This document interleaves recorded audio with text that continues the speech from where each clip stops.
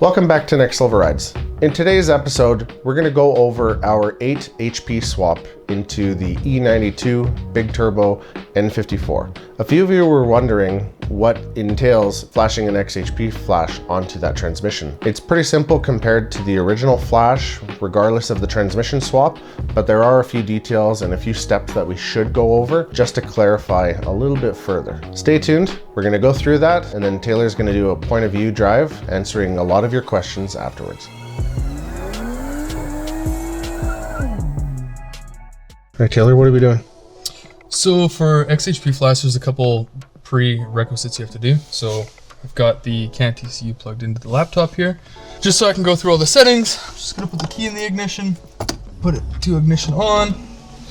There you go. So everything's working, supply voltage. You wanna make sure ignition is set to on. Go into configuration. Under protocol, keep in mind what you're at. So I'm E90, for example. Disable, update. Then you're going to go to options up here in the top corner and you're going to restart the CanTCU. Just going to make sure everything updates properly. It's going to give you a couple warnings. Perfect. So back in here you can see, still reading voltage, still reading all the cans and everything, but it is disabled. And then basically you just go to xHP and there's a couple things you got to do there. All right, so we give it a good old plug.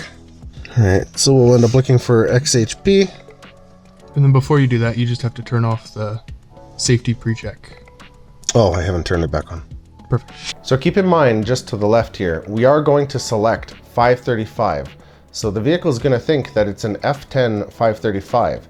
Now the reason we're selecting the 535 and not an E92 is because the transmission itself came out of a 535. So other than noting that the vehicle is a 535, if you've ever done an xHP flash, it's very straightforward and it's relatively easy to actually go through it. So as you plug in your cable, and depending if you need an E-net cable for an F series or a D-CAN cable for an E series, once it's plugged in and you start beginning the flash, it's going to prompt you to clip your seatbelt, turn your headlights off. It refers it to all appliances, but it means your stereo, your heater, your headlights.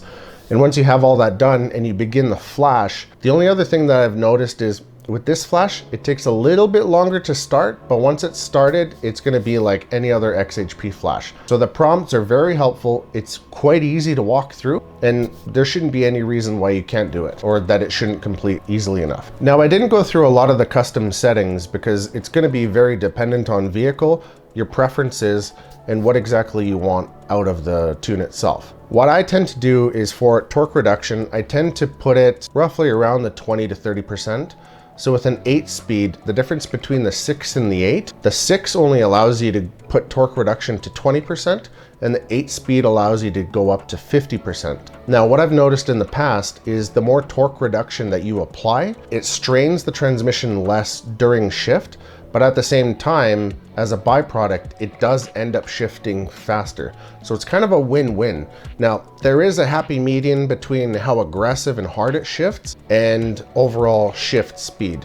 So on Taylor's transmission specifically, we did put it at 40 and we did notice a noticeable difference and it was more beneficial for the transmission. Whereas on my 8 HP for my 540, I just left it at 20 because it started to become uncomfortable. The higher it went, the more aggressive it ended up being. Now, other than that, max RPM, I typically put around 63 to 6,500, only because most stock turbos will start to die off around there. And Taylor's in particular, around 6,500, the turbo kind of plateaus a little bit. So it's easy enough to adjust. After you end up doing the full write for the 20 minutes, roughly 30 minutes, depending on the adapter you use, adjusting the settings afterwards is quite quick. And as you see in the screen cap here, it only ends up taking a few minutes to actually go through and flash for a second time. So one other option I do like to use, whether it's on a newer vehicle that came with the 8 HP or this vehicle in particular, because the rear differential is geared for an 8-speed, the gears are going to be a lot closer together. So what I tend to recommend is start off in second gear. Otherwise, when you take off from a red light, the first gear, you're going through it within a second and it ends up being a little bit counterproductive with the actual efficiency of the transmission. So I recommend starting off in second gear. It tends to be a lot better and you can go from there. So there we have it. It shows a 535i because that's what the transmission was originally out of. Stage 3, version 3.7, shows all of the updated options that it comes with and all the flash settings. So we use the custom flash settings and that's it. So after you finish your flash, disconnect the OBD so you don't have anything left connected. Reach your arm back in there, reconnect the USB to the top of the CanTCU. Open up your laptop again, CanTCU, make sure it connects, and then just go back to your configuration. Turn transmission protocol back onto the appropriate one, as well as car ECU back onto the appropriate one. I'm gonna change that to sport. And update. Restart CanTCU again.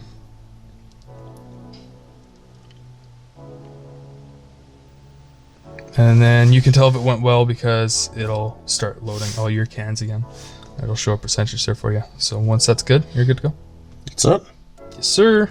Now that the flash is done, Taylor's going to go for a drive and he's going to answer a few of the questions that you guys had. There were a few specific ones pertaining to the swap itself. So we're going to cut to him. He's going to go through it. It's going to be a bit of an FPV drive with him showing how the transmission works, the pros. I don't think there's really any cons, but he's going to go over the finer details in the video itself. So we're going to cut to him. This 8HP is fantastic. I mean, I'm just driving in kind of the auto, the base setting mode here, and it's responds super well. Drivability is way better than with the 6HP. It's a lot less sluggish. Kind of makes it feel a little bit more modern when you go through the shifts as well. And overall, it just makes me kind of want to enjoy the car a little bit more, drive it a little bit more. Car kind of sat just with the 6HP, and I always knew there was something a little bit missing with it, and that was definitely a big reason.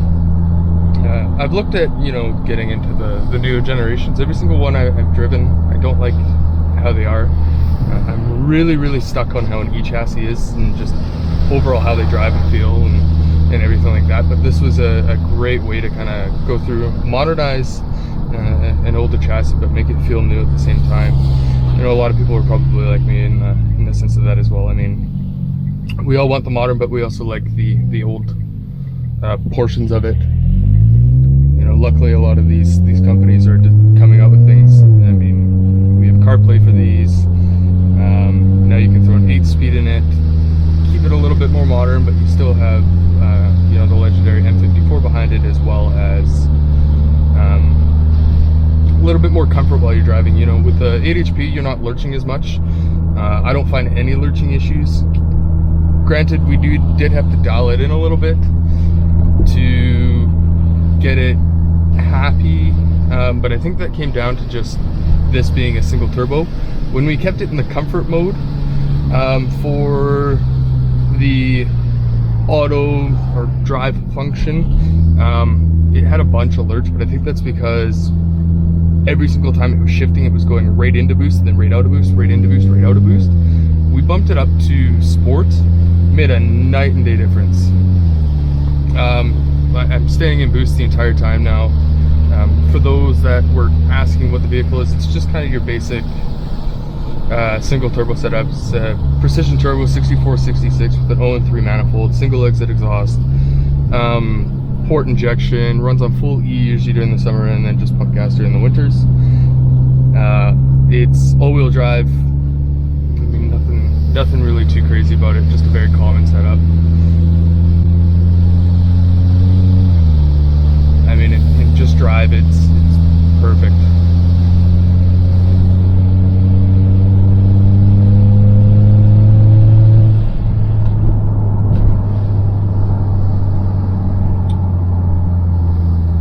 When we did this, I opted to go with a DCT style shifter, as you can see right there. I know a lot of people had kind of comments about how Ken has it set up out of the box for your Sport Plus shifting. What we've actually done here, as you can see, we've put a Sport button on a factory IS shifter. We've linked that up, so now if we were to hit that, it's going to throw us into Sport Plus instead of me having to turn traction control, which is obviously nice. Very simple. just in neutral, throw it over 1. Now we're in sport. Paddles function great. One thing I would mention with the paddles is if you're going to do this, I'd look at getting digital paddles. They're cheap. Find something out of a DCT, retrofit them. They do work a lot better than the analog ones. That's not so much from the CanTCU side, that's just in general. I mean, if you were to drive a E9 XM3, for example, and then you were to drive your regular N54 with the factory paddles, you will notice a night and day difference. Digital just works way better. You know, comfort of the 8HP and the fact that it's based off of your throttle input. I mean, especially for my wife who likes to drive it and doesn't like using the manual mode, she prefers just to stay in sport. It's way better that she can kind of casually drive. It's based off of her throttle input, so she's got light throttle input. You know, the shifts aren't that hard, and then when she wants to step on it, the shifts are a lot more firm, fast, sporty, and it kind of gives her the best of both worlds.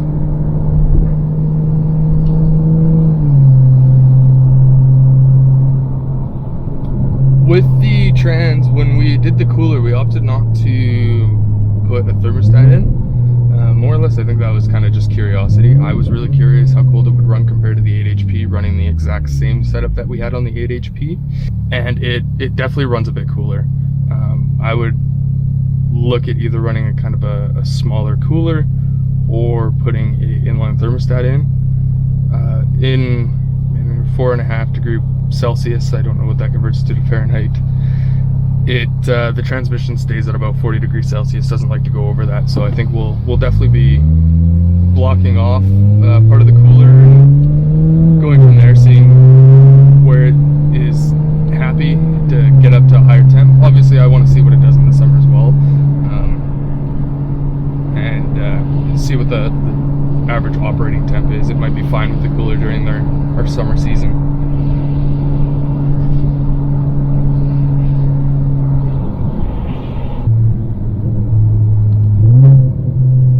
Downshifts and throttle blips are just, they're amazing in this. You're not feeling any lurching whatsoever.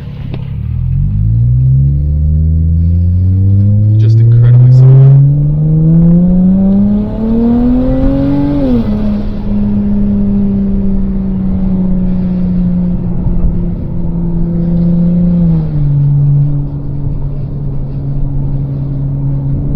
You know, big reason, a lot of people have said that we should have went with an 8HP 70 in this just based off of the setup, but the reason I wanted to go with an 8HP 45 is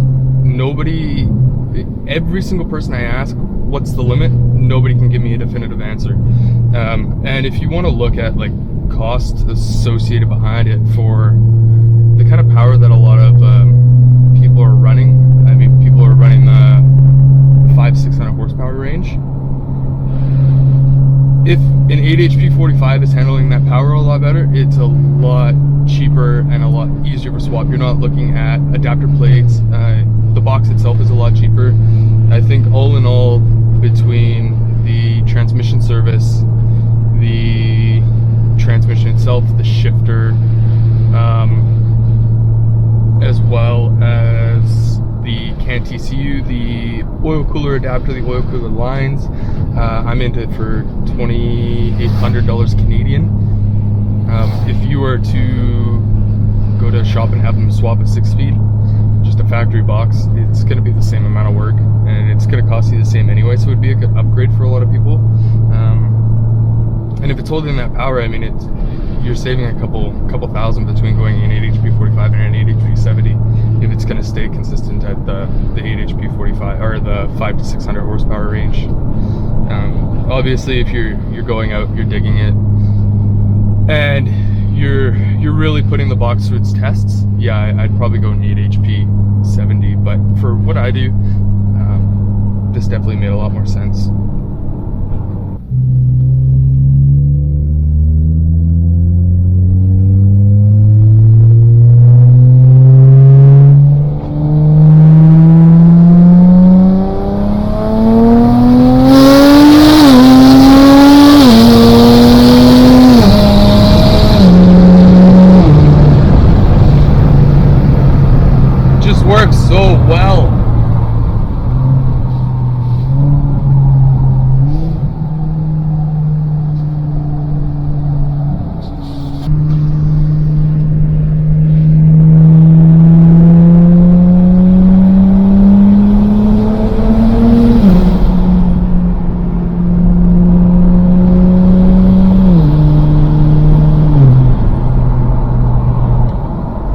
hope that answers some of your questions. I think it's a fantastic swap that anybody should do for a 6-speed. Taylor said it right. Everybody loves the E-chassis for the way it drives, but swapping in an 8-speed brings it up to more modern standards. So you get a little bit more technology, a little bit better drivability, and more durability. And I guess you could say reliability as well, which is kind of ironic with a BMW. It's still gonna stain your driveway, but in this case, the transmission is gonna be reliable and it's gonna be good for some time to come.